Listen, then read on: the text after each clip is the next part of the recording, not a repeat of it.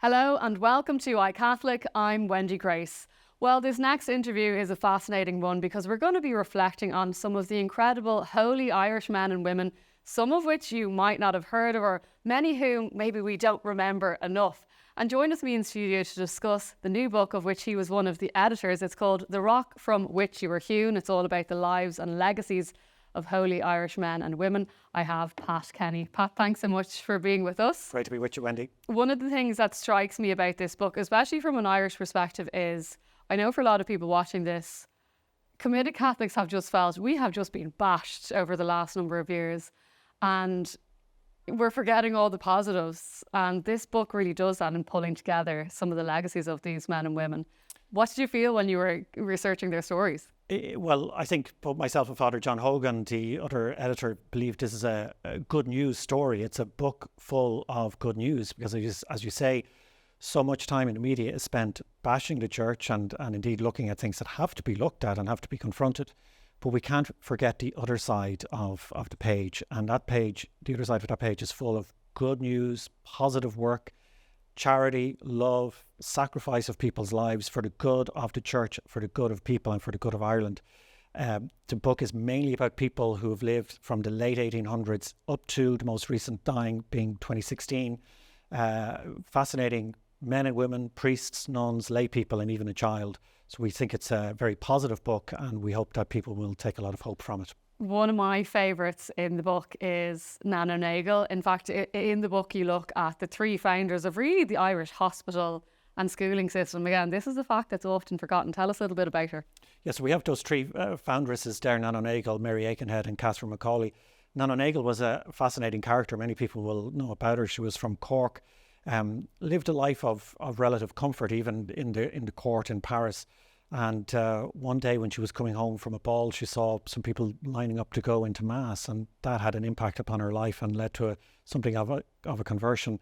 She lived in the 1700s when the penal laws were still in operation, and she set up schools and classrooms across Cork and ultimately other places in Ireland to try and educate young Catholic children, even when it was illegal to do so. And it was a risk for her and a risk for her family to do that. She's called the Lady of the Lamp or the Lady of the Lantern because when school would finish at 5 o'clock, she could be seen going through the streets of Cork with a lantern to find her way. A tremendous legacy towards educating young people in Ireland. So, and she's venerable now. Her cause is on the way towards completion. So you have obviously where you're looking at kind of historical men and women, and then you kind of fast forward and you have people like John McGuinness. Tell us a little bit about him. Probably someone people haven't heard of. Most people probably haven't heard of John McGuinness. So he's in the second part of the book. The first part of the book lists every Irish person around the world whose canonization cause is currently open. So it's in the process. In the process. We're hoping for it. Yeah, exactly. So, and there are 25 of those causes that we've been able to trace. I'm pretty sure that that's absolutely every single one of them. And then we picked 19 other men and women whose causes aren't open. I think some of them may in the future be open, and some perhaps people that have been forgotten and maybe never will have a cause because we don't have archival material. And I think John McGuinness is one of those. I can't help thinking that if he was Italian or Spanish or French, that he might be Blessed John McGuinness by now, because in the years after he died, there was quite a bit of devotion to him. He was a young man who was advancing into civil service. He worked in the revenue commissioners. He was about to turn pro as a golfer. He was an expert golfer. And somebody invited him along to a retreat one weekend. Somebody had dropped out of the retreat. It was a space. He went along and he had a complete conversion of life. The priest who was preaching the retreat suggested to people to join the St. Vincent de Paul Society. So on the Monday after the retreat, that's what John McGuinness did. And he dedicated the rest of his life to looking after the poor of Dublin. Every single night he was out. If you remember in the past, still in some newsagents, you have these boxes collecting money for missionaries. John McGuinness is one of the pioneers of those and made those boxes. He was involved in a lot of charities. And ultimately, he modelled himself on Matt Talbot. He had one of the planks of Matt Talbot's bed in his room as a relic that he treasured. And he died of malnutrition because he gave away all of his money and he didn't look after himself. He died of what's called pellagra, which is a disease that comes about from malnutrition. He neglected himself. So much to care for others. You could say that perhaps there was a bit imprudent, but he tried to correct that when he realised he'd made a mistake, but it was too late. He died at the age of, I think, 46 in the 40s. fascinating person, a professional who was rigorous in his professional duties, and he wouldn't even take personal calls at work because he felt that was stealing from his employer. So a fascinating man, holy man, but forgotten today. One of my favourites as well, and it's hard to pick because really they are truly incredible stories, is Sister Clare Crockett. And Sister Clare is the most recent Irish servant of God. Her cause is going to be formally opened in Spain in January in 2 months' time. And again, another fascinating story of a teenager in Derry who didn't really have any faith at all. And she wanted to be an actress. Was an actress, was on her way in that career, was essentially dragged along to a pilgrimage to Spain. I went into a church on Good Friday, kissed a crucifix, and was struck by the reality that our Lord died for her. And she still had to struggle a bit in her conversion. The old ways were calling to her. But then she decided to enter the Home of the Mother congregation, and there was, some challenges to overcome in pursuing that vocation. But to read her life, you see that she really gave herself fully to that vocation of serving Christ. And she's the most recently deceased of the people in the book. She died in an earthquake in Ecuador in 2016. And one of the things, it's obviously incredible to hear those kind of modern day stories that a lot of young people in particular might identify with where Sister Clare was at and just her story of conversion. But there's also many reminders in this book, Pat, of things that are related to Irish people that have been forgotten about or not celebrated enough. A lot of people watching this will have heard or say it in their house. I do, I know. The family that prays together, stays together. And that was an Irish priest that came up with that. Yeah, that was Father Patrick Peyton. He's venerable, so his cause is underway as well. He was from Mayo and he died in 1992.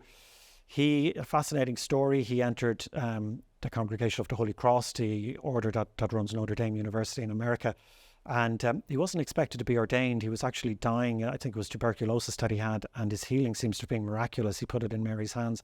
His brother was also training to be a priest at the same time, and their sister was praying for them. She was actually dying, and on her deathbed, she said that she offered up her sufferings and her sickness for her brothers, that they would never commit a mortal sin in their priestly lives. So no pressure on them to end like that.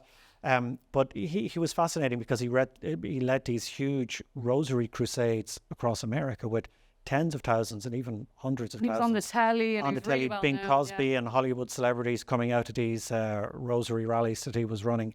And again, a fascinating Irish Catholic hero that we need to remember. Yeah, and that's something, it's a beautiful thing for us to try and remember and talk about. But I also think that picking any of the stories of the lives of these people, it's a great thing to be able to talk with maybe someone who's fallen away from the church.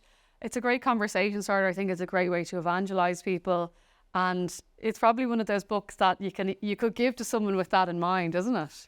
I think so. I mean, it was Pope Paul VI, St. Paul VI, who said that modern man listens to witnesses more than he does to teachers. So we're fascinated with people who actually walk the walk. And I think all of these people in the book have done that. Some in quite remarkable ways. I mean, there's the example of Father James Coyle, who many people may not know about. He was a priest from Athlone. He became a missionary, I suppose, in the US, and was stationed in Alabama in the late 1800s, early 1900s. And he performed an interracial wedding, a young lady who was married to a Puerto Rican man. The lady's father was a member of the Ku Klux Klan and was not at all happy that her daughter was marrying in this circumstance. So on the night of the wedding, he marched up to Father Coyle and killed him. So in a sense, he's a martyr, killed by a member of the Ku Klux Klan. I mean, and that's a fascinating Irish priest that people don't know about.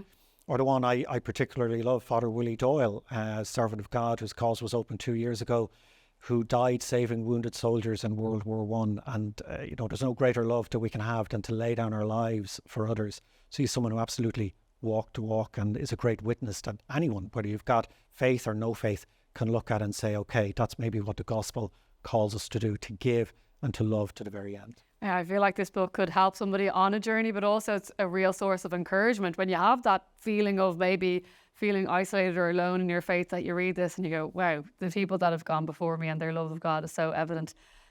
Big question, how can people get the book, Pat? So you can get the book in Ireland. It's published by Cenacle Press. So you can go on to look for Cenacle Press online. You can get it there. It will be in bookshops as well.